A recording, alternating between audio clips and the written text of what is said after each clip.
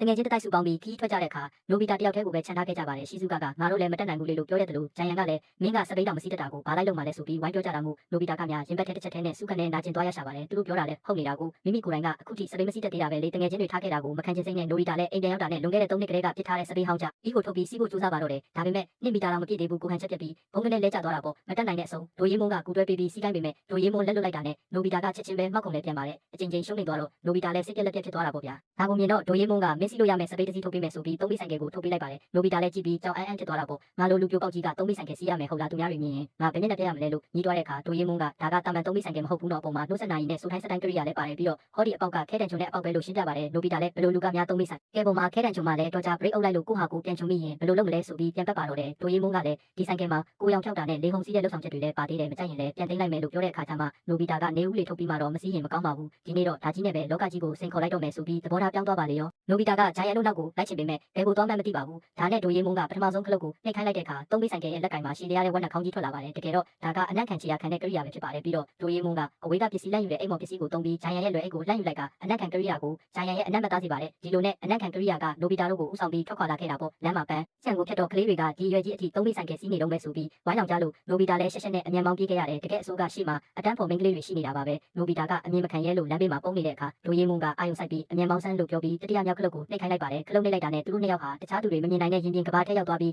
းအတန်းဖော်မလေးတွေဘေးကနေဘာမှမမြင်ပဲဖြတ်ကျော်သွားအားနိုင်ခဲ့ပါတယ်အဲ့ဒီနောက်ဒိုရေးမုန်းကဆိုင်ကယ်ရဲ့ဂီယာကိုတိုးလိုက်တဲ့အခါသုံးပြီးဆိုင်ကယ်ဟာဒုံးပြန်တစင်းလို့တဟုန်ထိုးပြေးထွက်သွားပြီးတစ်စက္ကန့်ကိုမီတာ100နှုန်းအထိညံလာပါတယ်ရုတ်တရက်ရှိကနေကားတစ်စီးဝင်လာလို့တိုင်းပြီးတော့မလို့ဖြစ်ပေမဲ့ဒိုရေးမုန်းကတော့အေးဆေးပါပဲနောက်တစ်စက္ကန့်မှာပဲသူတို့ဟာအဲ့ဒီကားရဲ့အလဲကနေဖောက်ထွက်သွားခဲ့ပါတယ်ကဘာထဲမှာမို့ဘဲရကိုမစိုးဖောက်ထွက်သွားနိုင်တာကိုနိုဘီတာလည်းအရှင်ကိုလေရင်ပြန်ပြီးပါထက်မြက်လိုက်လို့အမြန်ရထားကြီးတောင်သူတို့ကိုမမီတော့ပါဘူးဒီလိုနဲ့မိနစ်3ဆယ်လောက်မောင်းပြီးတဲ့နောက်နိုဘီတာကဂျိုင်ယန်တို့စပိန်စီးတာဒီလောက်ဝေးကြီးရောက်ပါမလားလို့တန်တရားဝင်လာပါတယ်မကြခင်မှာပဲအနံ့ခံကရိယာကသူတို့ကိုဈေးဆိုင်တက်တစ်ခုစီခေါ်သွားပြီးအဲ့ဒီမှာဂျိုင်ယန်ရဲ့အဖေကိုတွားတွေ့ပါတော့တယ်တကယ်တော့ဂျိုင်ယန်ဖေကခီးသွားနေတဲ့တားဖြစ်သူစီလာတွေ့တာဖြစ်ပြီးအနံ့ခံကရိယာကဂျိုင်ယန်ဖေရဲ့ခီးဆောင်အိတ်ထဲကဂျိုင်ယန်ရဲ့ခြေအိတ်ပုတ်ကြီးကိုတွားပြီးခြေရခံမိတာဖြစ်ပါတယ်ဒိုရေးမွန်လည်းအနံ့ခံကရိယာမှသွားပြီးဆိုတာတိလိုက်ရလို့သူတို့နဲ့ရောက်နောက်တစ်ချိန်ပြန်လဲထွက်ခွာခဲ့ကြရပြန်တယ်ဒီတစ်ခါတော့နိုဘီတာကအရှင်ကိုအဆုံးထိညှင့်ပြီးတောင်ပေါ်လမ်းမှာအပြင်းမောင်းနေခဲ့ပါတယ်ရုတ်တရက်ဘေးကနေလူရိတ်တချို့ဖြတ်သွားတာမို့ဒိုရေးမွန်ကဂျိုင်ယန်တို့ဖြစ်မဲ့ထင်ပြီးပစ္စမမြောက်ခလုတ်ကိုနှိတ်ကပုံမှန်ကဘာထဲကိုပြန်ထွက်လိုက်ပါတယ်ဒါပေမဲ့လှည့်ကြည့်လိုက်တဲ့အခါဘယ်သူမှရှိမနေပါဘူးအဲ့ဒီအချိန်မှာပဲဒိုရေးမွန်ကရှေ့ကိုကြည့်ဦးလို့အော်လိုက်ရုံရှိတဲ့ရှေ့ကအကွေးကောင်မှာနိုဘီတာဘရိတ်မအုပ်နိုင်တော့ပဲတောင်ပေါ်ကနေတိုက်ရိုက်လွင့်ထွက်သွားပြီးနှစ်ယောက်စလုံးမြစ်ထဲကိုဖုံးကနေပြထုတ်ကြသွားပါတော့တယ်ကုန်းပေါ်ရောက်တော့နိုဘီတာကဒီသုံးပြီးဆိုင်ကယ်ကတကယ်ကိုအားမကိုရဘူးလို့ညီးသွားတဲ့အခါဒိုရေးမွန်ကသူကမင်းရဲ့စီးနှင်းမှုအရေးချင်းညံ့တာကိုတောင်မပြောဘူးမင်းကလာပြောနေသေးတယ်လို့ပြန်ပြောရှာပါတယ်စိတ်တက်ပြန်ဆူဆီးပြီးသူတို့ထွက်လာတဲ့အခါတရားအောက်မှာရောက်နေတဲ့ဂျိုင်ယန်တို့ကိုရှာတွေ့သွားပါတယ်နိုဘီတာကရုတ်တရက်ကိုရောက်ဖြောက်ပြီးထွက်လာကသူတို့ကိုလက်ဖြတ်သွားအောင်လုပ်ဖို့ကြံစီလိုက်တာပေါ့ကန်ဆန်နာရောက်တဲ့အခါဆူမီယိုကမိမိအတင်းဖြင်းပြောနေတာကိုနိုဘီတာကြားလိုက်ရလို့စိတ်တူတူနဲ့ကိုရောက်ဖြောက်ခလုတ်ကိုပိတ်ဖို့နှိပ်ပေမဲ့ဘာလို့ပြန်မှုမှမရှိပါဘူးဒိုရေးမွန်လာစစ်စစ်ကြည့်တဲ့အခါကျမှ